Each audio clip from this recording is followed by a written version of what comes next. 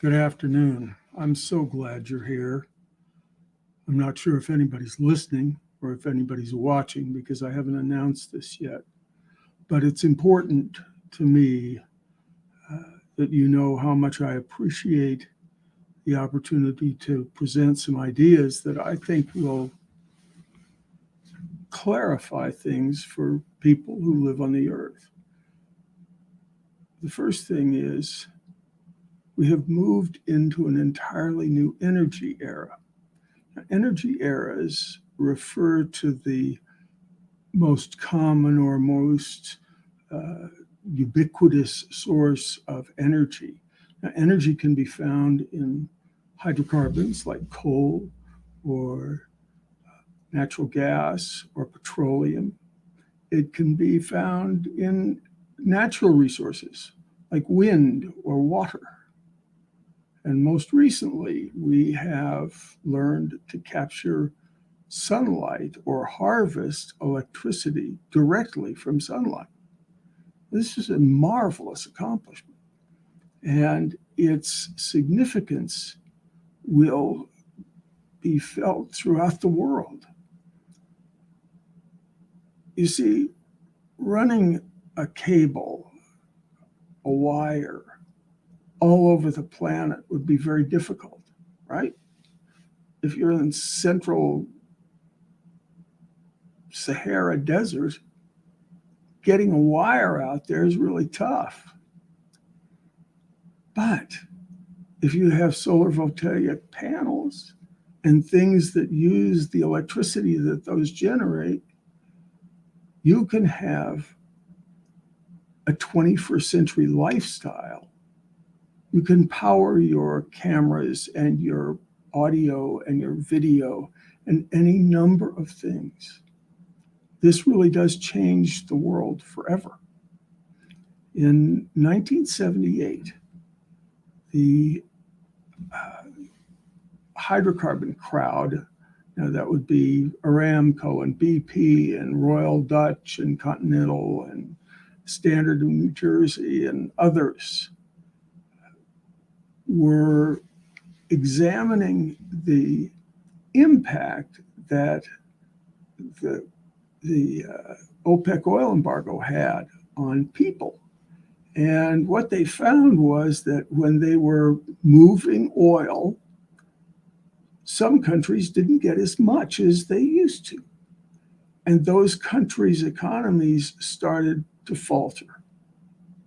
The conclusion was, and you can make up your own mind, but they said, energy consumption and economic growth are irrevocably connected. Well, it shouldn't have taken 24 handfuls of PhDs to figure that out. I could ask a farmer or rancher around here, and they figured it out in a few minutes and have time to go fishing in the afternoon. So what? Right? So what? So economic growth and energy availability are irrevocably connected, right? Now, with solar voltaics, we can produce electricity, or it is possible to produce electricity everywhere on the planet that the sun shines. Think about that. You don't need a wire from a big generating plant. You need a solar panel. 8 minutes and 40 seconds after a ray of the sunshine leaves the sun, it lands on that panel, bombards it actually with particles, and voila, you have electricity. Now, this means that we will have to develop, and we are developing now, devices that use the type of electricity that comes out of solar PV. That's just the start of a revolution that will ultimately change the world. let's talk about just available energy. Energy is measured in something called a terawatt. There's terawatt hours and there are terawatt years.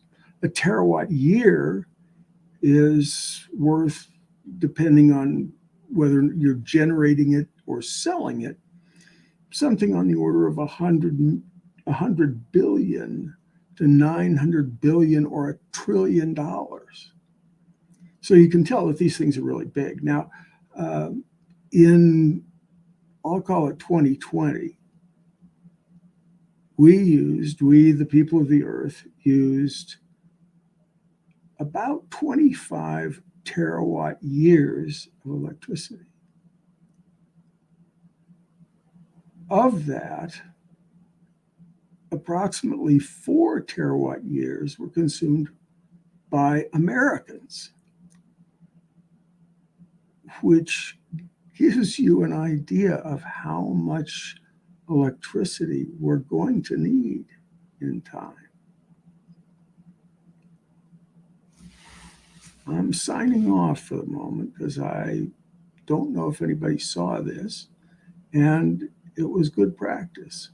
So thank you. You're going to see more of me and the Sustainability Channel. This is Jamie Johnston saying happy trails to you until we meet again. More's a coming.